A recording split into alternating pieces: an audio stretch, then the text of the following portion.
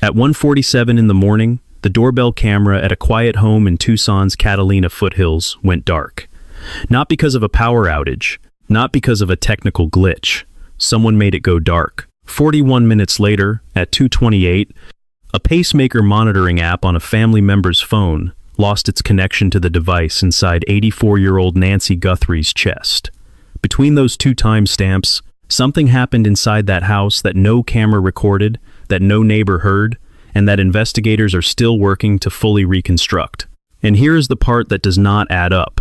The FBI has DNA. They have footage. They have a detailed physical profile of the person who walked up to that house in the middle of the night. They have a technology called Investigative Genetic Genealogy that helped identify the Golden State Killer after more than 4 decades.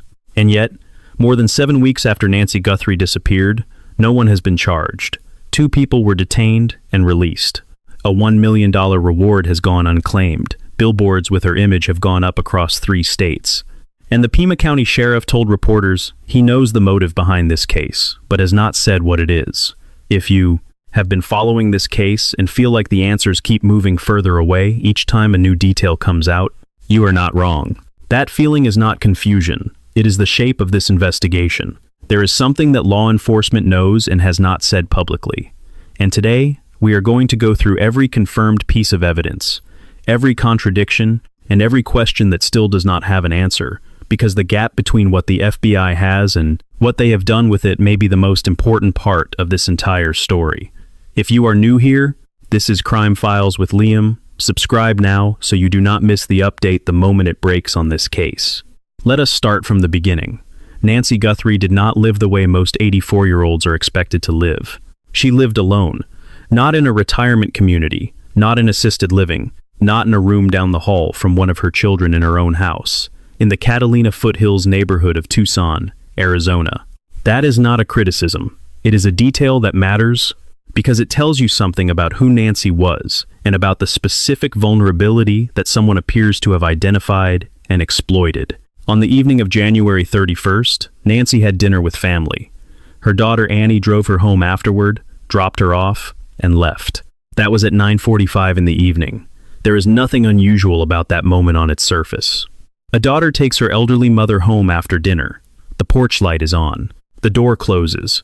But consider what that moment actually means in the context of what came next. No one else was inside that house. No one else would check on Nancy until the following afternoon. The window between 9:45 on the night of January 31st and noon, the following day, more than 14 hours, was a window that someone appears to have known about. The doorbell camera at the house was a security measure. Cameras at the pool, the side yard, and the back of the property were also installed. According to investigators, those cameras captured thumbnail images, but no usable footage from the night Nancy disappeared. The primary doorbell camera went offline at 1:47 in the morning. What the FBI has confirmed is that the person who approached the house that night used a potted plant already sitting on the property to obstruct the camera's view. They did not bring their own covering. They did not spray paint the lens.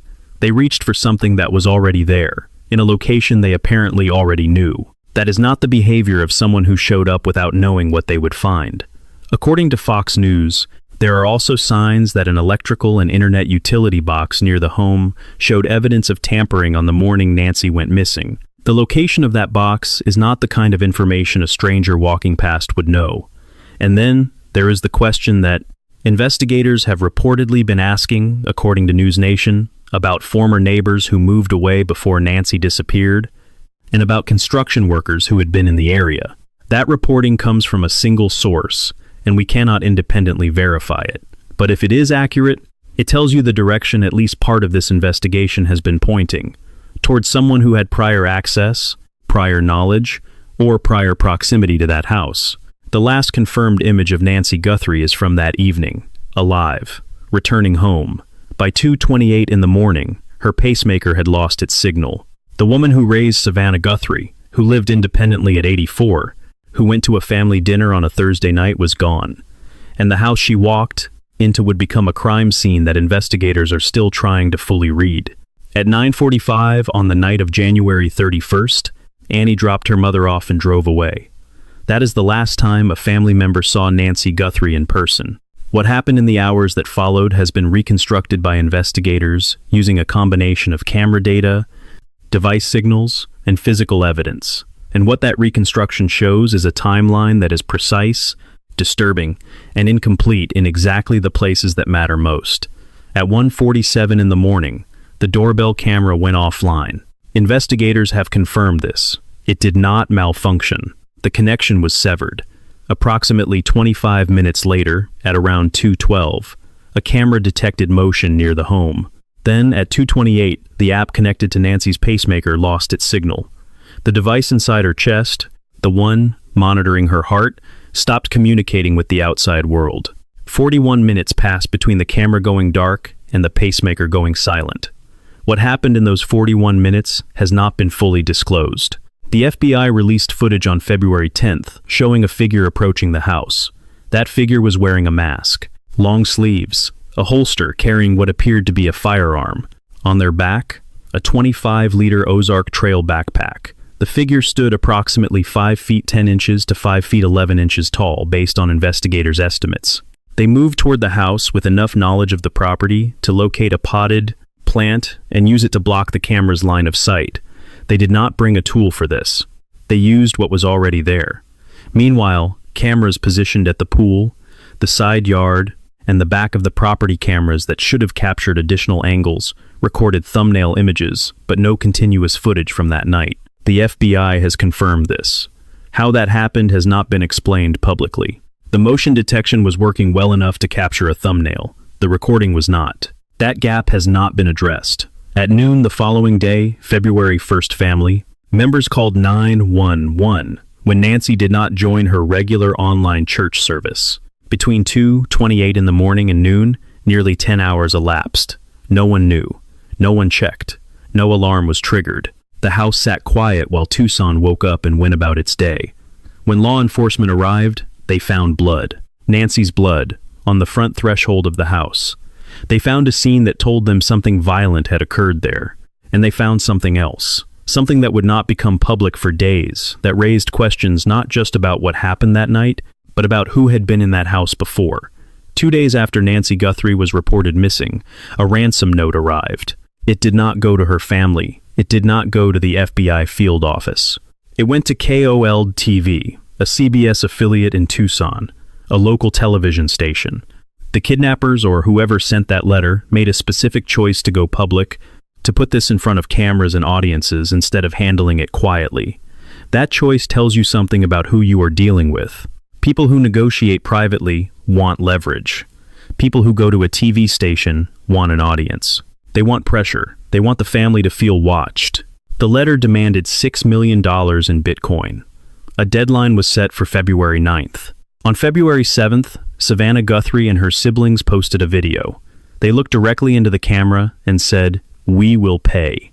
A daughter of one of the most recognized television journalists in America, sitting in front of a lens she has spent her career behind, asking for her mother's life. The deadline came and went on February 9th. No public confirmation from the family or from law enforcement that any payment was made.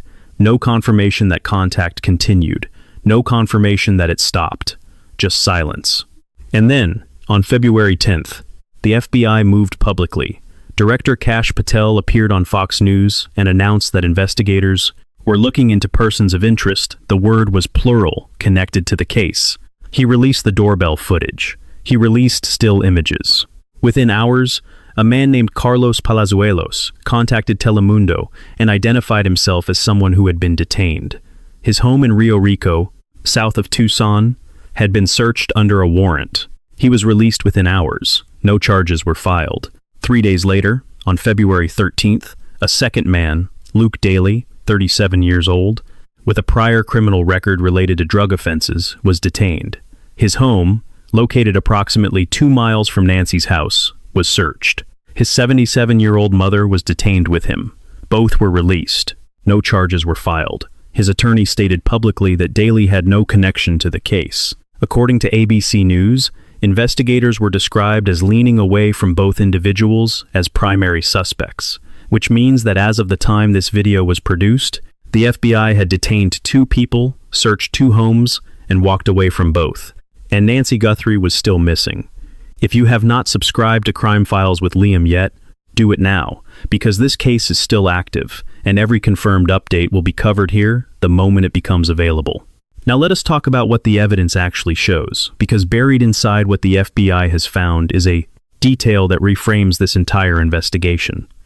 The gloves were found 2 miles from Nancy Guthrie's home, not at the scene, not in a trash can nearby.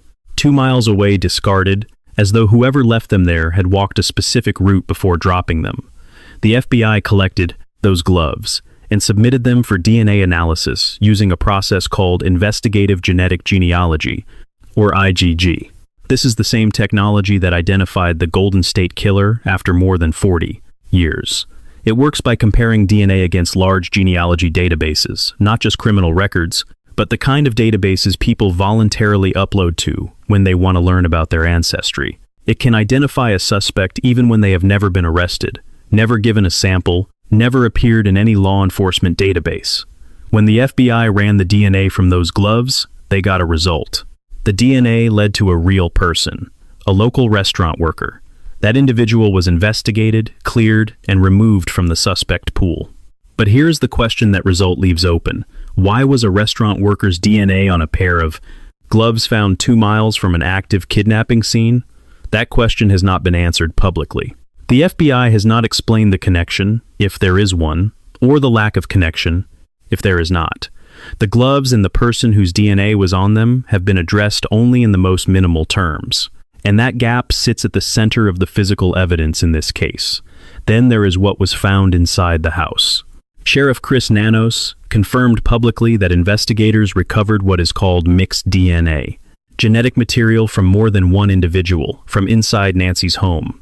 Not from one person, from multiple people. That confirmation came with no further detail about whose DNA it was, when it was deposited, or under what circumstances. DNA does not tell you a date. It does not tell you a story. It tells you that someone was there, at some point, and left biological material behind. The question of when that material was left, before the night of January 31st or during it, has not been answered. And that question matters enormously. Because if DNA from multiple people was present inside that house before the night of the kidnapping, it raises a possibility that law enforcement has not ruled out publicly, that someone with prior access to that home was involved. Consider the other confirmed details alongside that possibility. The potted plant used to block the camera. It was already on the property, in a specific location, used by someone who knew where to find it. The utility box, showing signs of tampering. Not visible from the street, not something a stranger would know to look for. The camera system, multiple units installed at multiple angles, and yet the footage from the critical window is missing or incomplete. The FBI has since expanded the search geographically, releasing billboards across Texas, New Mexico, and California, 3 states that share either a border with Mexico or major transportation corridors leading out of Arizona. That geographic spread suggests investigators believe whoever took Nancy Guthrie may have moved her or may be connected to networks that operate across state lines, or both. Everything points toward premeditation. Everything points toward someone who knew that house, knew that woman's routine, and knew exactly how much time they had. The question of who that someone is, that is what IGG is still running to answer. There is a question that no press conference has answered, and it sits at the center of everything that has happened in this investigation since February 10th. Sheriff Chris Nanos told reporters that he knows the motive behind Nancy Guthrie's disappearance. He said it clearly, without hesitation. He did not misspeak. He did not walk it back. He knows the motive, and he has not said what it is. In a case where a family has publicly offered $1 million for information, where the FBI has released footage and images to national media, where billboards have gone up across 3 states, the person leading the local investigation is sitting on the single piece of context that would help the public understand everything else. Why that information is being withheld has not been explained. Law enforcement sometimes holds back motive to protect an ongoing negotiation. Sometimes they hold it back because releasing it could compromise a witness or an informant. Sometimes they hold it back because the motive points directly towards someone they are not yet ready to name publicly. Any one of those explanations could be true here. None of them have been confirmed. What is confirmed is this: the ransom deadline passed on February 9th. The family said they would pay. The FBI does not publicly confirm or deny whether ransom payments were made in active kidnapping cases involving ongoing negotiations. What came after February 9th was silence, not resolution. A week after the deadline, investigators were still running investigative genetic genealogy analysis on biological material recovered from the scene. That is not the behavior of a department that believes the case is close to closing. That is the behavior of a department still working to identify someone. Meanwhile, the two men who were detained and searched, both released, both cleared of immediate suspicion, left behind a specific problem for this investigation. If the people law enforcement moved on first were not responsible, then the person or persons actually responsible had more time. Every day between February 10th, when the FBI went public, and the day an arrest is made, is a day that someone has had to move, to plan, to disappear further. The billboard campaign across Texas, New Mexico, and California was not placed randomly. Those are corridors, interstate highways, border crossings, transportation hubs. The FBI does not spend resources putting up billboards in states with no geographic logic to the case. Those locations tell you something about where investigators think Nancy may have been taken, or where the people responsible may have connections. And that geographic reach, combined with the sophistication of the entry, the targeted disabling of the internet connection, the use of Bitcoin as the ransom currency, paints a picture of people who are not operating locally or impulsively. This was planned. It was resourced. And it was executed by someone who understood that 84-year-old Nancy Guthrie would be alone in that house, that no one would notice she was gone for hours, and that the window they had was long enough to get far away before anyone started looking. Now, here is what the evidence, taken together, actually tells us, and this is the part that has not been laid out this clearly anywhere else. Start with the potted plant. The FBI confirmed that the individual caught on doorbell camera used a plant already sitting on the property to obstruct the camera's view. That plant was not visible from the street. It was not something you would notice from a car driving past. To know that plant was there, in that position, close enough to the camera to be useful, you would have had to be on that property before. Now add the utility box. Fox News confirmed that the electrical and internet junction box near Nancy's home showed signs of tampering on the morning she was reported missing. That box controls connectivity to the house. Disabling it was part of the plan, not an improvisation. And to disable something, you have to know where it is. That box is not labeled on any public map. It is infrastructure. The kind of thing a utility worker knows, or a contractor who has worked in that specific area, or someone who has spent enough time around that property to learn its systems. Now add the mixed DNA inside the house. Sheriff Nanos confirmed its presence. Multiple contributors. The timing of when that material was deposited has not been disclosed. But consider, if that DNA was present before the night of January 31st, it means someone who left biological material inside Nancy's home was not accounted for in the immediate investigation. It means the entry point for this crime may not have been the front door at 2 in the morning. It may have begun weeks or months earlier with access, with proximity, with time spent learning the layout, the routine, the schedule. The ransom note going to a TV station rather than to the family directly fits this same pattern. This was not someone operating on instinct. This was someone who thought through the public pressure angle. Make it visible, make the family feel exposed, use the media as leverage. That is a calculated move. And the demand itself, $6 million in Bitcoin, a currency designed to be untraceable, reflects technical knowledge and advance planning. Put all of this together, and you are not looking at a crime of opportunity. You are looking at a surveillance operation. Someone studied Nancy Guthrie. They learned her house. They learned her schedule. They identified the 14-hour window when no family member would be present. They disabled the connectivity before they arrived. They used existing objects on the property to complete the job. They had a ransom demand ready to send. And they were gone before the sun came up. The FBI knows this. Sheriff Nanos knows this. The motive he is not disclosing, whatever it is, fits somewhere inside that picture. And the persons of interest that Director Patel referenced, the ones who have not been publicly named, have not been detained, and have not been cleared, they are still out there. IGG is still running. The clock is still moving. 7 weeks into this investigation, here is what the confirmed record shows and what it does not. The FBI has a physical profile of the individual captured on camera. They have biological material from the scene submitted for genealogical analysis. They have a ransom communication and a public statement from the family indicating willingness to negotiate. They have a timeline reconstructed to the minute. 2 searches were conducted. 2 people were released. No charges have been filed. Nancy Guthrie has not been found. The family's $1 million reward remains unclaimed. And the sheriff of Pima County, the man whose department was first on the scene, has told the press that he understands why this happened and has declined to share that understanding with the public. What remains genuinely open is not a small detail. It is the central question. Where is Nancy Guthrie right now? Everything else, in this case, the DNA, the footage, the genealogy work, the billboards, the Bitcoin demand, all of it is investigative scaffolding built around that one unanswered fact. She is 84 years old. She has a pacemaker. She has been away from her home, her family, and her routine for more than 7 weeks. The proof of life question, whether she is alive, whether the family has received confirmation of that, has not been answered publicly. Law enforcement has not confirmed it. The family has not confirmed it. That silence may be intentional. It may be protective. It may reflect an ongoing negotiation that a public statement could damage. Or it may reflect something else entirely. What the FBI has made clear through its actions, the IGG analysis, the interstate billboard campaign, the public release of footage, is that this investigation is not winding down. It is expanding.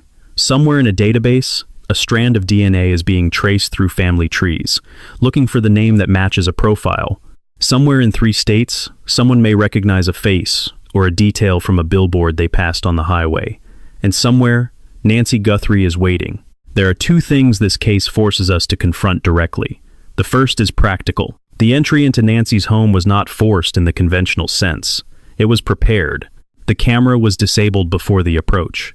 The internet connection was severed before the approach.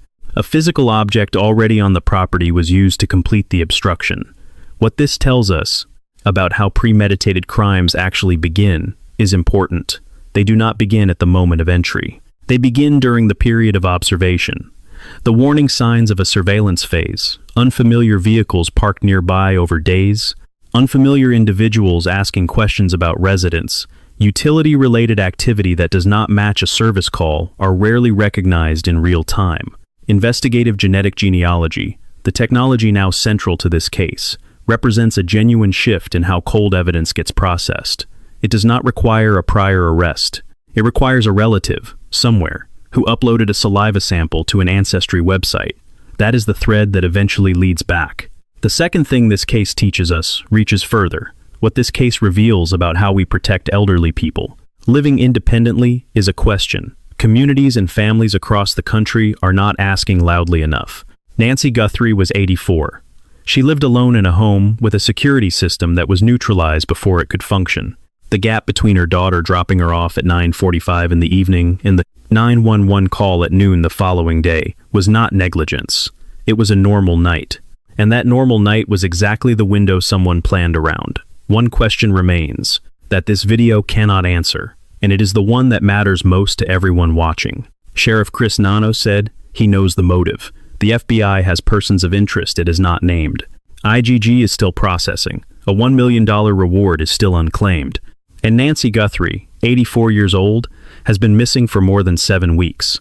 In the next video, we are going to look specifically at what law enforcement silence in active kidnapping cases historically means, whether withholding, motive from the public helps investigations close faster, or whether it reflects something more complicated about where this case actually stands. If this breakdown was useful to you, share it. Someone in your network may have driven past one of those billboards and not made the connection yet. The FBI tip line number is in the description below. Subscribe to Crime Files with Liam. We will be here when the next confirmed update breaks. And in a case like this, that update could come any day.